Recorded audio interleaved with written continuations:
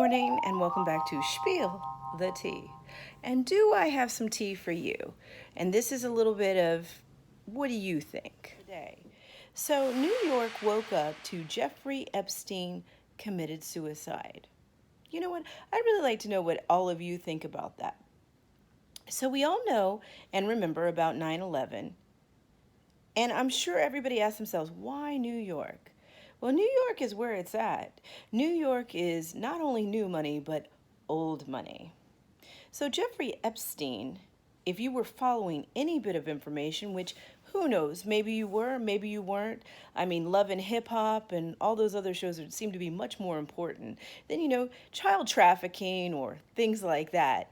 But for other individuals that pay attention to what is going on around them, Jeffrey Epstein, he had a lot of connections with high up, well known individuals in New York and other areas.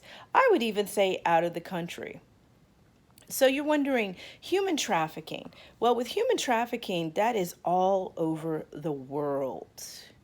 I always say follow the money. And I think we started following the money with Jeffrey Epstein. Yes, he seemed to be a little bit small time, but I think he was a little bit bigger than that. And honestly, at the end of the day, I think that he was going to give up some names, and people were very worried about that. See, the one thing that people don't realize probably about pedophiles is that their worst fear is actually going to prison. Because when they go to prison, they will be dealt with. They will be dealt with like nobody's business. You can ask anybody that you know that's ever been incarcerated or anybody that you know works in the system. And the one thing that stays current that they will tell you is an individual who has committed crimes against children will not fare well in the system. Jeffrey Epstein, sure, we could believe that he is a coward and that he didn't want to go to prison. But there is a side note to that. He knew some really, really influential people.